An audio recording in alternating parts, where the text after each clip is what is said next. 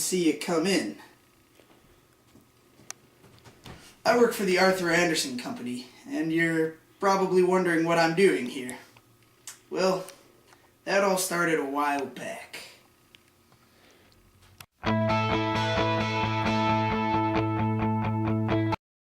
Enron was an energy company based in Houston, Texas. In the year 2000, my company, the Arthur Andersen Accounting, was hired to audit the Enron company. Since we were a close company to Enron, we were the obvious choice.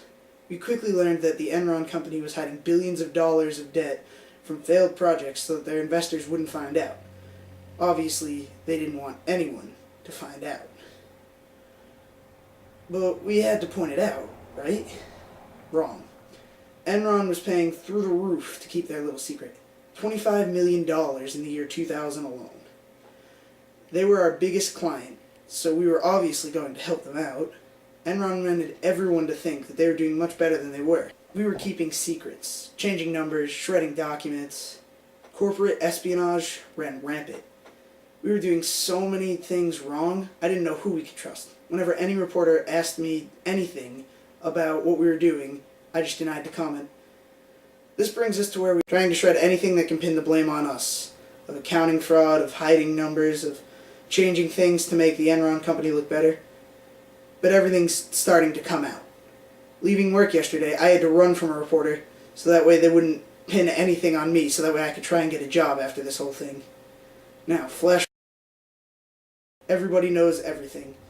And so we decided to fire David Duncan, who was in charge of shredding all the documents, and we tried to pin everything on him. Safe to say, that didn't go over so well. He admitted guilt and turned on us, helping the U.S. in their trial against us. After being convicted in 2002, the company began to fall apart. We lost everything. We were basically destroyed by this indictment. Then, the Supreme Court decides to overturn this decision. It's too little too late, if you ask me. But what you're probably thinking is, who cares? So what? It's just another business going out of business. But this is the most important accounting mistake in recent history. Everyone might have known about fraud and been a little bit worried about it, but now a company whose stocks was selling for $90 a share just plummeted to less than 10 because no one was making sure that they were doing everything legally and that they were doing as well as they said they were. But most of the people who were involved were punished.